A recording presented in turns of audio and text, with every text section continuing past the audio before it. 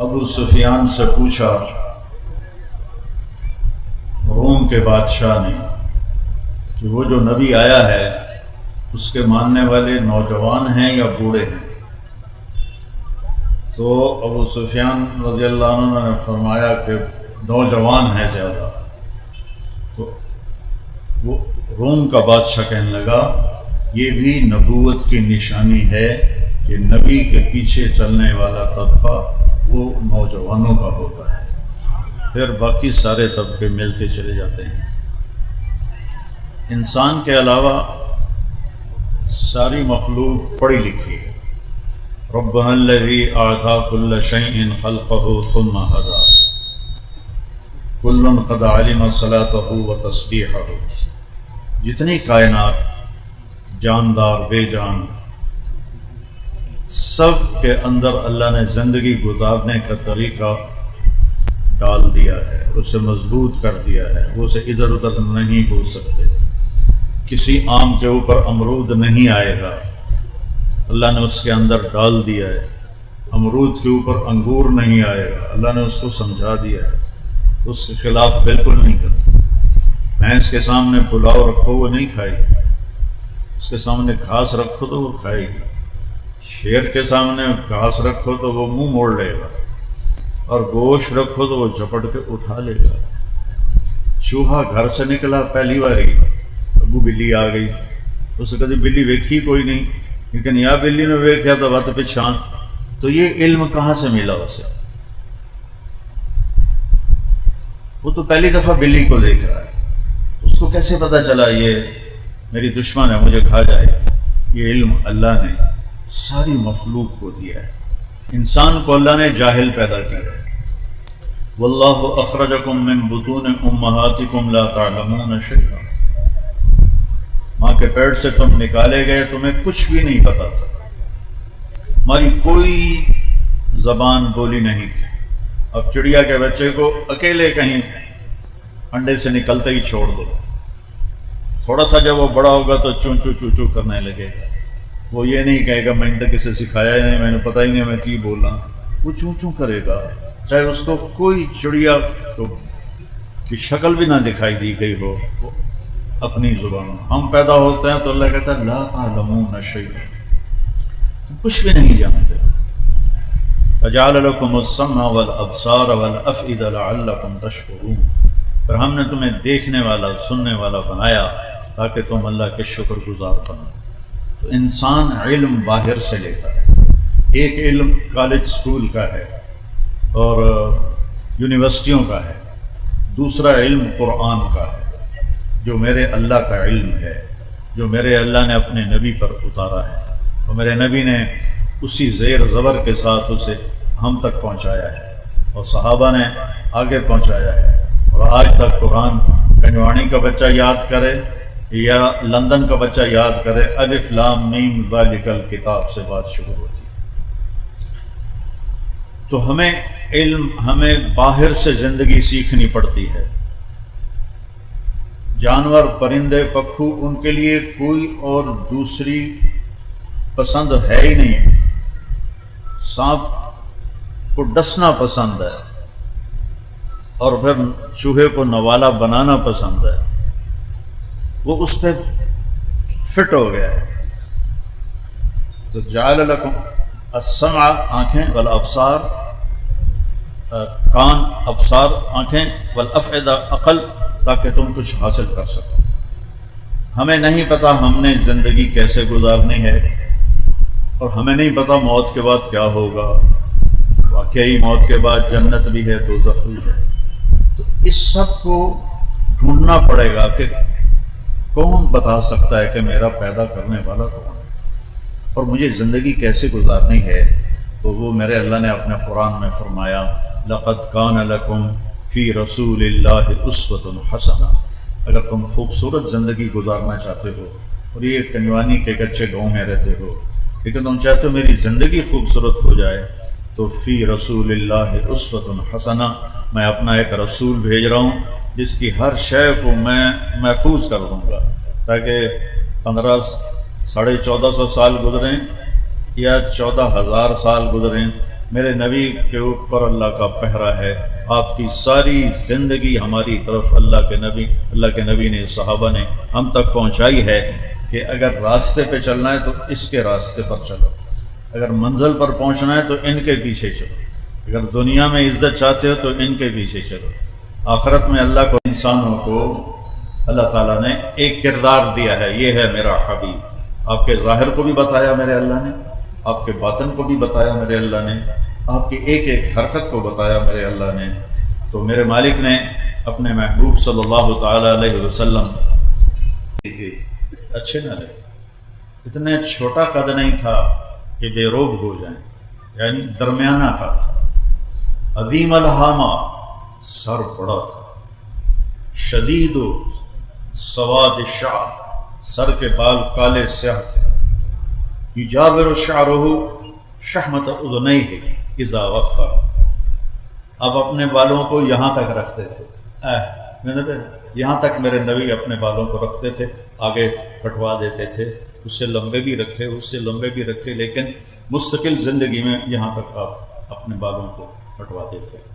اور ان فرقت عقیقتہ فرق والا فلا، آپ مانگ خود نہیں نکالتے تھے، نکل آتی تھی تو اس کو نکلے رہنے دیتے تھے، اور ہوتی نہیں تھی تو کبھی نکال لیتے تھے کبھی نہیں نکالتے تھے، مانگے صرف سر دیاں گلاں دستا ہے سر۔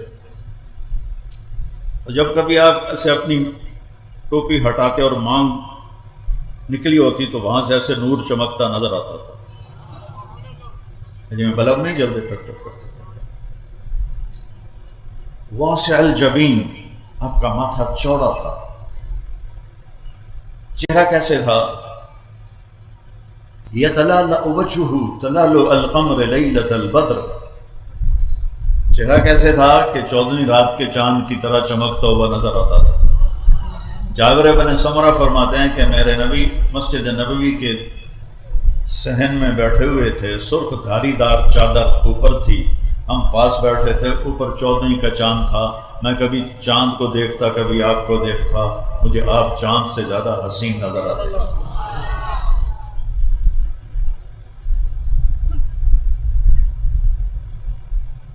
چہرے کی چمک کیسی تھی؟ ازہر اللون، یہ الفاظ میں آپ کو حدیث کے بتا رہا ہوں، اپنے کو گھڑ کے نہیں دسی جاؤں، سمجھ آئے؟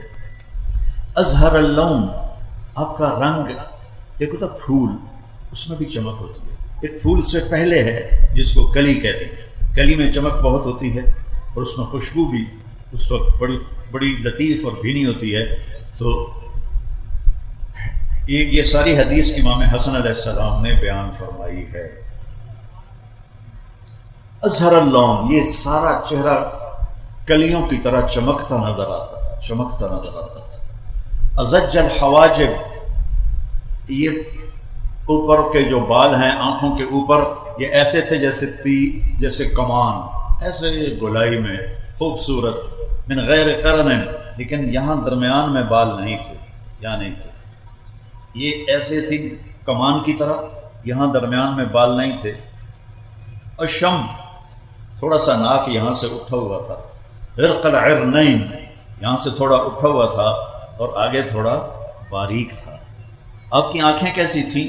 ادعج، کالی سیاہ، اشکل، لمبی، اہدب، احوال بھی بڑے لمبے لمبے، انور، چمکتی، ابرق، چمکتی، یہ سارے آپ کی آنکھوں کے نام میں آپ کو حدیث پاک سے بتا رہا ہوں۔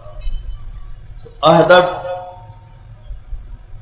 بہت خوبصورت پتلی کالی، ابیض، سفیدی انتہائی خوبصورت، اشکل، آنکھ لمبی، لمبی آنکھ خوبصورت ہوتی ہے چہرے پر، جس کی چھوٹی ہو تو چننا چننا نہیں آتے لوگ، تو لمبی آنکھ خوبصورتی کی علامت ہوتی ہے۔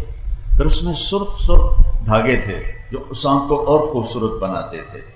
پھر ابرق، چمکتی ہوئی آنکھ تھی، چمکتی ہوئی آنکھ، آپ کی آنکھوں میں آنکھیں ڈال کے کوئی دیکھ نہیں سکتا تھا، کوئی بھی آپ کی آنکھوں میں آنکھیں ڈال کے دیکھ نہیں سکتا، سب ایسے بیٹھ جاتے تھے۔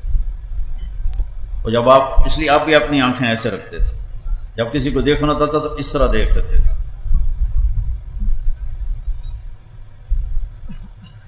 چونکہ کہ جب آپ آنکھ اٹھاتے تھے تو اگلے کانپنے لگ جاتے تھے، نور اتنا ہوتا تھا، اور چمک اس میں اتنی ہوتی تھی۔ انجل، انجل ابرق، یہ دو اکٹھے نام ہیں، انجل مجھے بھول گیا تھا۔ چمکتا ہوا، خوبصورت، حسین، نورانی، یہ میرے رب نے اپنے نبی کی آنکھیں بنائی تھی۔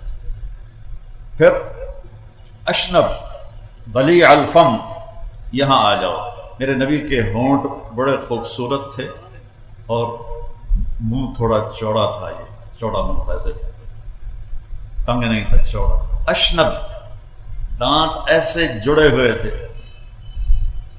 مفلج الاسنان، یہ نیچے والے دو دانتوں میں تھوڑا فاصلہ تھا، اور جب آپ مسکراتے تھے تو قریب کوئی دیوار ہوتی تھی تو اس پہ آپ کے دانتوں کا نور جا کے پڑتا تھا، اور آپ نے دانتوں کی صفائی کا اتنا حکم دیا، آج پتہ چلتا ہے کہ ساری بیماریاں دانتوں سے اندر جاتی ہیں۔ جب آپ گھر سے نکلتے تھے مسواک کرتے تھے، جب گھر واپس آتے تھے مسواک کرتے تھے، جب نماز کا وقت ہوتا تھا مسواک کرتے تھے، اور جب رات کو سونے لگتے تھے تو مسواک کرتے تھے، جب تہجد میں اٹھتے تھے تو مسواک کرتے تھے۔ فرمایا مجھے اتنا جبریل نے مسواک کا کہا کہ مجھے ڈر لگا کہ یہ کہیں فرض نہ ہو جائے، اور میں نے اپنے مسوڑے چھین لیے۔ تو اپنے آپ کے دانتوں کو یہ ہماری طرح کا کیڑا نہیں لگا، سگریٹ پینے والے خود سوچو کہ تم اپنے اچھے چہرے کو کیسے بالکل بونگا بنا دیتے ہو، سارے دانت کالے ہوتے ہیں پان کھانے والے۔ اس کو میرے نبی نے خوبصورت رکھنے کا حکم دیا۔ اب تھوڑا اور نیچے آ جاؤ، سہل الخدین، میرے نبی کے یہاں گوشت ایسے اوپر نہیں چڑھا ہوا تھا، ایسے نیچے بھی نہیں گیا ہوا تھا، برابر آپ کے گال تھے، برابر۔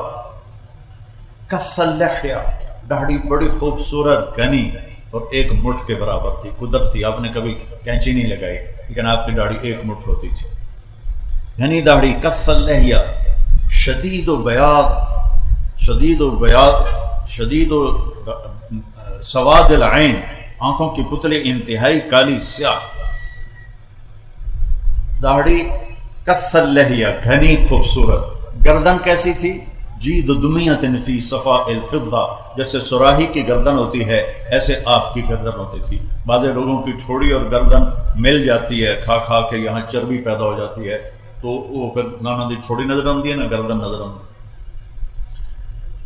تو تھوڑا اور نیچے چلیں، سینہ کیسا تھا؟ عریض الصدر، آپ کا سینہ کھلا ہوا تھا، کشادہ تھا۔ اوپر بال تھے؟ نہیں، دقیق المسربہ، یہ چھاتی کے درمیان سے ایک بالوں کی لکیر ایسے چلتی تھی اور چلتے چلتے چلتے آ کے ناف پہ ختم ہو جاتی تھی۔ بعید ما بین المنکبین، کندھے بڑے چوڑے، سینہ بھی چوڑا کندھے بھی چوڑے۔ طویل الزندین، بازو بڑے لمبے۔ سائل الاطراف، انگلیاں سیدھی، دیکھو یہ میری انگلی ٹیڑھی ہے، اب کیسے سیدھی انگلیاں۔ رحب الراحہ، ہتھیلی بڑی چوڑی، چوڑی ہتھیلی سخاوت کی علامت ہوتی ہے۔ ضروری نہیں ہے، علم قیافہ میں یہ ہے کہ جس کی ہتھیلی چوڑی ہو وہ سخی ہوتا ہے، جس کی تنگ ہو وہ عام طور پہ دل کا بھی تنگ ہوتا ہے۔ رحب الراحہ، چوڑی ہتھیلی۔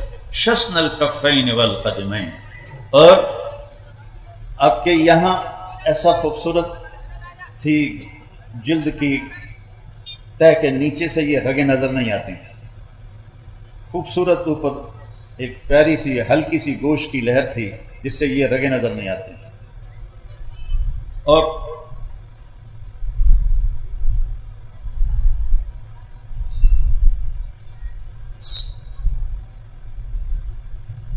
سریع القدمین، جب آپ پاؤں اٹھاتے تھے تو ہوتا چھوٹا تھا لیکن اتنی تیز ہوتا تھا کہ زمین ان کے لیے سکڑ رہی ہوتی تھی۔ دوسرا مسیح القدمین، آپ کے پاؤں پر وضو کرتے ہوئے پانی ایسے نیچے گرتا تھا جیسے تیل والے بدن سے پانی گرتا۔ ایک اور حدیث یاد آ گئی، آپ گرمیوں میں حضرت ام سلیم کے گھر لیٹے ہوئے تھے تو ایسے کونی پر سر رکھ کے نے فرمایا کہ جو شریف آدمی ہوتا ہے وہ اپنی بیوی کو عزت دیتا ہے، جو ذلیل آدمی ہوتا ہے وہ اپنی بیوی کو ذلیل کرتا ہے، اور بیوی کو عزت دے کے عزت دار بن کے رہنا یہ مجھے پسند ہے، بیوی کو ذلیل کر کے میں ذلیل بن کے رہوں۔ اس سے گھر میں آپ کا سلوک کیسا تھا؟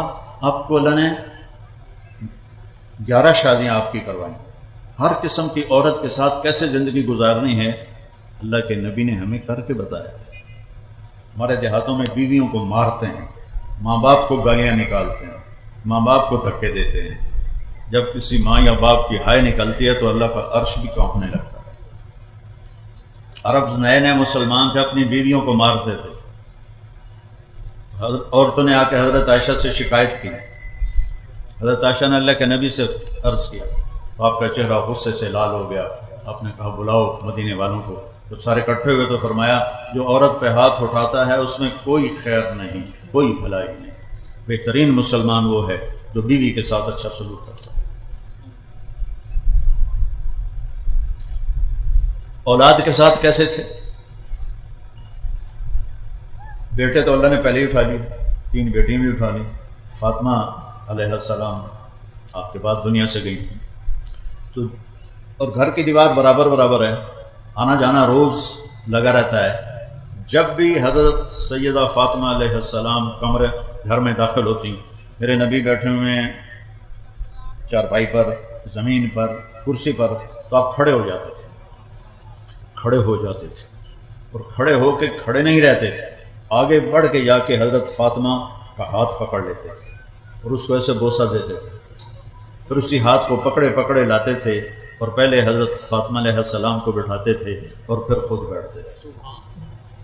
اور جب آپ حضرت فاطمہ علیہ السلام کے گھر پر جاتے تو وہ باپ کے ساتھ یہ کرتے، وہ بھاگ کے اٹھتے ہیں، آپ کو ہاتھ پکڑتی ہیں، اس کا بوسہ لیتی ہیں، پھر آپ کو لے کر آتی ہیں، پہلے آپ اللہ کے نبی کو بٹھاتی ہیں، اس کے بعد خود بیٹھتی تھیں۔ آپ نے اپنے نواسوں کے ساتھ کیسے زندگی گزاری؟ آپ 2 جہان کے سردار ہیں۔ ابو ہریرہ فرماتے ہیں میں نے اپنی آنکھوں سے دیکھا کہ اللہ کے نبی نے ماما ایسا نہیں کر لیا ان کر کے جھولا دین دیا بچیاں نو، تو میں نے اللہ کے نبی کو دیکھا کہ حسین علیہ السلام کو یہاں کھڑا کیا ہوا تھا، قدموں پر ان کے ہاتھ ایسے پکڑے ہوئے تھے، ویسے جھولا دیتے ہوئے کہہ رہے تھے اصحاب المرتقى، بیٹا آگے بڑی پہاڑی ہے، ذرا زور لگا کے چڑھو۔ تو وہ ٹانگیں ایسے سیدھی تھی، تو وہ چھوٹے سے بچے تھے، وہ ایسے لڑکتے گرتے پڑتے اوپر آتے آتے گھٹنوں تک آ گئے۔ تو آپ نے فرمایا اصحاب المرتقى، علی اور پہاڑ باقی ہے اور آگے چڑھو۔ وہ پھر ایسے ہلتے جلتے یہاں تک آ گئے۔ پھر آپ نے کہا اور آگے آؤ، تو آگے تو آپ ایسے سیدھے کھڑے تھے، تو آپ ایسے ہو گئے ایسے، اور یوں حضرت حسین علیہ السلام کے بازو پکڑ لیے اور یوں منہ اوپر کر کے آپ کے ہونٹوں کو چوما اور عرض کیا یا اللہ میں اس سے پیار کرتا ہوں، تو بھی اس سے پیار فرما۔ پھر کیا کرتے تھے؟ دونوں بھائیوں کو بلاتے تھے، این اللقا، وہ میرے شرارتی بچے کدھر ہیں؟ بیٹی سے فرماتے، وہ ان کو تیار کر کے بھیجتی، آپ ان کے لیے کمرے میں ہاتھ بھی ٹیک دیتے، گھٹنے بھی ٹیک دیتے، اور کمر سیدھی کر کے کہتے آ جاؤ اپنے اونٹ پہ سوار ہو جاؤ، قاب قوسین او ادنی ہوئے، اور اس کے بعد نواسیاں واسطے کنڈ سے دی کیتی ہوئے آ جاؤ چڑھ جاؤ۔ دونوں کو چڑھاتے اور کمرے میں چکر لگاتے، پھراتے، پھر ان سے کہتے تمہارا اونٹ کیسا ہے، کیف مطیتکما۔ ایک دفعہ آپ ایسے پھرا رہے تھے تو حضرت جابر آ گئے، انہوں نے دیکھا تھا کہ اوہ ایڈی وڈی سواری۔ آپ نے فرمایا ونعم الراکبان، سوار بھی تو بڑے بڑے میں۔ پھر آپ دونوں بھائیوں کو کمر سے اتار دیتے تھے، تو حضرت زینب علیہ السلام اکیلی کو کمر پہ بٹھاتے تھے اور کمرے میں چکر لگاتے تھے۔ یہ بچوں کو ٹائم دیتے تھے، وہ ہستی جن پر ذمہ داری وہ پڑی جو کبھی کسی پہ پڑی نہیں، اور والدین اپنی اولاد کو کھلا چھوڑ دیتے ہیں، ان کو ٹائم نہیں دیتے۔ میرا مطلب یہ نہیں کہ ان کو نصیحت نہیں کرتے، ماں باپ کا اولاد کو ٹائم دینا موبائل بند کر کے، موبائل بند کر کے، ان تک ہوتے تھے چڑھے ہوئے موبائل ٹھوک کے جانتے ہوں گے۔ ضرورت کی چیز ہے، ضرورت کی چیز ہے، ایسا نہیں کہ بیت الخلاء میں بھی وہ بول رہے ہوتے ہیں، میں ایئرپورٹ پہ کئی دفعہ سنا، دو میں آوازاں نال نال چل رہی ہیں، حضرت زینب کو اپنی کمر پہ بٹھاتے تھے اور پورے کمرے کا چکر لگاتے تھے. پھر کبھی ان کو ایسے لائن میں کھڑا کر دیتے تھے اور خود بیٹھ جاتے تھے اور فرماتے جو پہلے مجھے ہاتھ لگائے گا اس کو انعام ملے گا. دیکھو بھائی کون مجھے ہاتھ لگاتا ہے.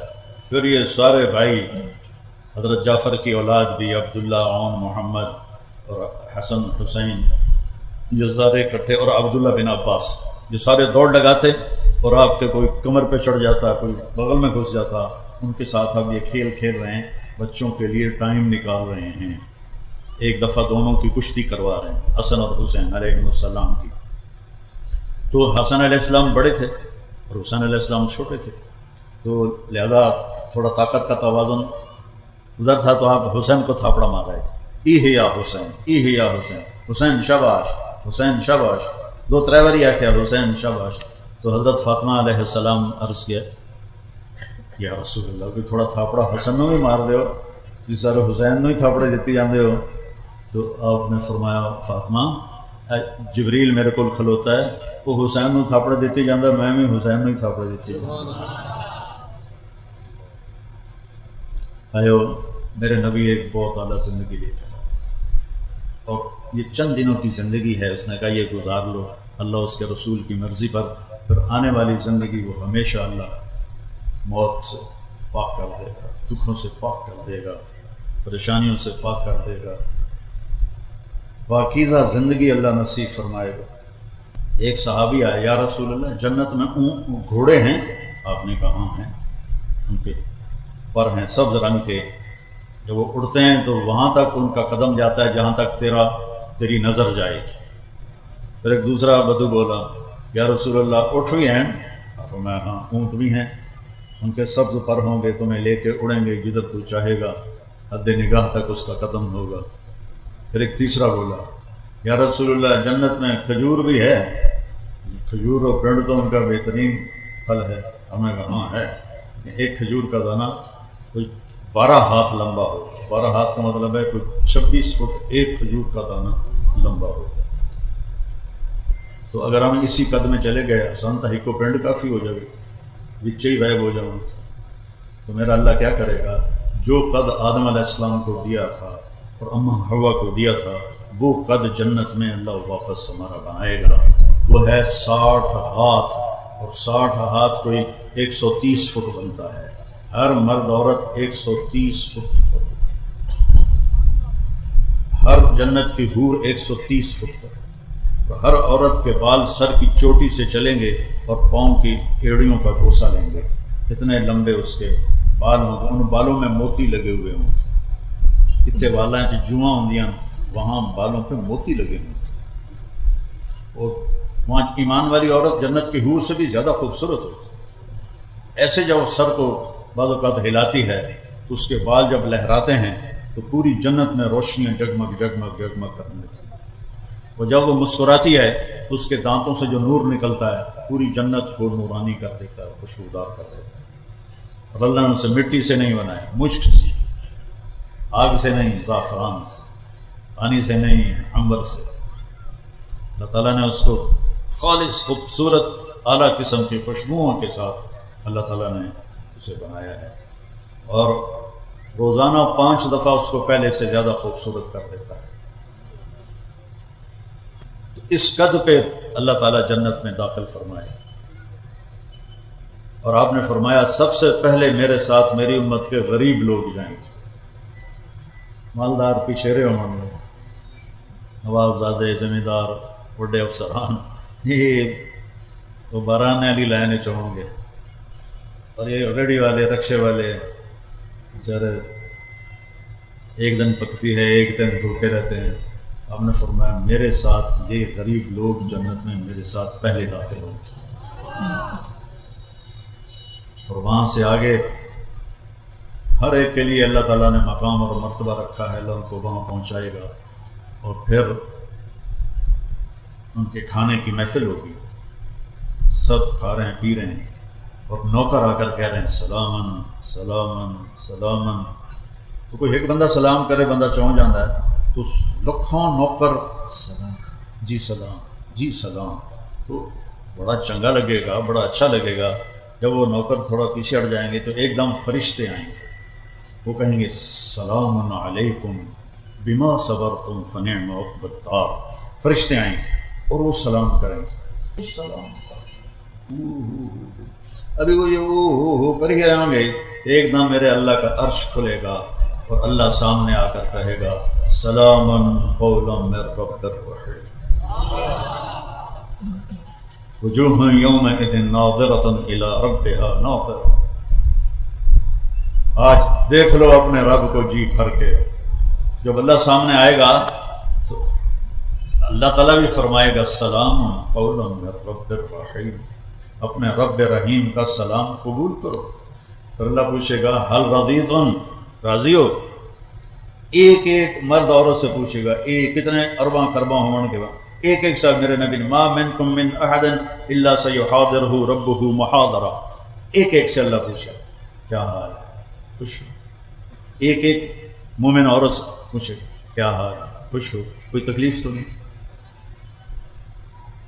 تو پھر جنتی بولیں یا اللہ ہمیں تو پتہ ہی نہیں تھا کہ تو اتنا خوبصورت ہے، ہم نمازیں تو پڑھتے رہے کنجوانی میں لیکن ہمیں تو پتہ ہی نہیں تھا، تو ہمیں اجازت دے کہ ہم ایک سجدہ تجھے دیکھ کے کریں۔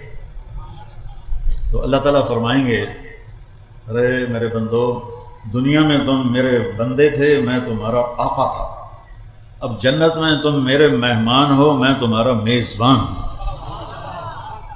میاں محمد علی جو کول میں آیا، میں نے کوئی فکر ہوئے گا میں روٹی کی تو کھاؤں، پتہ ہے بھائی اسے ہی کھوانی ہے، اتو ہی لگنی ہے۔ تو میرا رب کہے گا میں میزبان ہوں، تم مہمان ہو، اب میں تم سے کیسے کام لوں؟ چلو دنیا کے سجدے کافی ہے، وہی روزے کافی ہیں، چلو کوئی میں کو منگو، کوئی شے منگو میرے کو۔ تو وہ کہیں گے یا اللہ ہر شاید ایک چھٹی کی منگی ہے؟ پھر اللہ کہے گا نہیں کچھ مانگو، کہیں گے یا اللہ راضی ہو؟ اللہ فرمائے گا راضی ہوں تو یہاں بٹھایا، نہیں تو لطر پولا جو دو دفعہ نہ ہو رہا تھوڑا، راضی ہوں میں، مانگو۔ اب بھائی کیا مانگیں؟ سب حیران پریشان۔ اچھا ابھی ہماری عقل 4-5% کام کرتی ہے، باقی خاموش ہے، اللہ جنت میں ساری کھول دے گا، اس عقل کے ساتھ ہر آدمی مانگے گا، یہاں تک کہ مانگتے مانگتے جب تھک جائیں گے تو کہیں گے یا اللہ اتنا منگا ہے کہ تھک گئے ہیں، تو اللہ تعالیٰ فرمائے گا نہیں سلونی، علی کوئی نہیں منگیا اور مانگو۔ پھر سارے مانگنے کے پیچھے پڑے ہوں گے اور ایک دوسرے سے پوچھ رہے ہوں گے تو کی منگیا، تو کی منگیا، پھر کہیں گے یا اللہ بس ہو گئے۔ اللہ فرمائے گا نہیں حالی بھی تھوڑا اور مانگو اور مانگو۔ پھر لوگ علماء کو پوچھتے ہیں، اللہ دے نیک بندیاں کو پوچھتے ہیں ہن کی منگی، رائے تو کچھ گیا نہیں، پھر بھی زور لا لو کے ٹیل لا کے وہ مانگنا شروع کرتے جائیں گے، مانگتے جائیں گے، مانگتے جائیں گے، یہاں تک کہ ہاتھ جوڑ دیں گے یا اللہ ہن ساڑی بس ہو گئی ہے۔ تو اللہ تعالیٰ فرمائے گا میں نے تم سے کہا تھا میں آج تمہیں اپنی شان کے مطابق دینا چاہتا ہوں، ابھی تو تم نے اپنی شان کا بھی نہیں مانگا، تو میری شان تو حالی شروع ہی کوئی نہیں ہوئی، پر قد آتیتکم ما تمنیتم، جو تسا منگیا میں تمہیں دے چھڑیا، وزدتکم ما قصرت عنہ امانیکم، اور جو تسی نہیں منگیا میں وہ بھی دے چھڑیا۔ جاؤ کلوا واشربوا ہنیئا بما اسلفتم فی الایام الخالیہ، جاؤ مزے کرو موج کرو جو تم نے دنیا میں مجھے راضی کرنے کے لیے اپنے اوقات کو فارغ کیا، اپنی زندگی کے اوقات کو میرے مطابق گزارا، آج اس کا صلہ لو، کھاؤ پیو موج کرو مزے کرو۔ دیکھو یہ نماز جنت میں نہیں ملے گی، ترس جائیں گے لوگ، نماز کی دولت یہی ہے، روزے کی دولت یہی ہے، حج کی دولت یہی ہے، یہ آگے جنت میں ایک سجدہ کرنے کی اجازت نہیں ہوگی، ایک سجدہ کرنے کی۔ جن کو پتہ تھا سجدہ کیا ہوتا ہے وہ پوری پوری رات سجدے میں گزار دیتے تھے، تو ایک سجدے کی بھی اجازت نہیں ملے، ایک روزہ رکھنے کی اجازت نہیں ملے۔ تو یہ نعمتیں آج یہاں موجود ہیں، ان کے ذریعے ہم اللہ کو راضی کر لیں، کوئی بے نمازی نہ رہے، کوئی روزہ نہ چھوڑے، کوئی کسی سے ناراض نہ ہو، لڑائی نہ ہو، نفرت نہ ہو، بغض نہ ہو، معاف کرنا سیکھو، معاف کرنا سیکھو۔ میرے نبی نے فرمایا کہ علی تجھے وہ قتل کرے گا جو بدبخت ترین انسان ہو، میرے نبی پہلے دس چڑھے. اب فجر کی نماز کے لیے داخل ہوئے تو وہ چھپا ہوا تھا، اس نے تلوار کا وار سر میں مارا، وہ آگے دماغ تک چلا گیا وار. لوگوں نے اس کو تو پکڑ لیا. حضرت زینب کو پتہ چلا، وہ دوڑتی ہوئی آئیں، واہ ابا، واہ ابا، واہ ابا، ہائے میرے ابا، ہائے میرے ابا. تو عبد الرحمن قاتل آل ہے، جتنا رونا ہی رولا اس بچنا کوئی نہیں. اب یہ حضرت علی علیہ السلام سن رہے ہیں،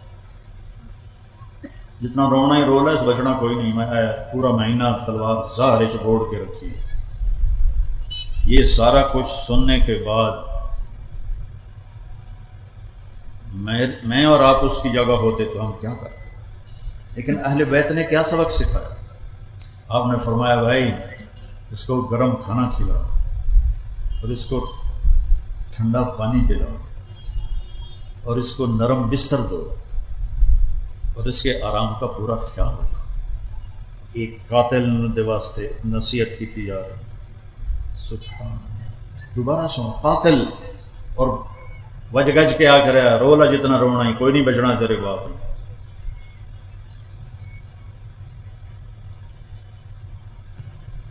آپ فرمایا انہوں ٹھنڈا پانی پلاؤ، انہوں گرم کھانا کھلاؤ، انہوں نرم بستر تے لٹاؤ، یہ آرام دا خیال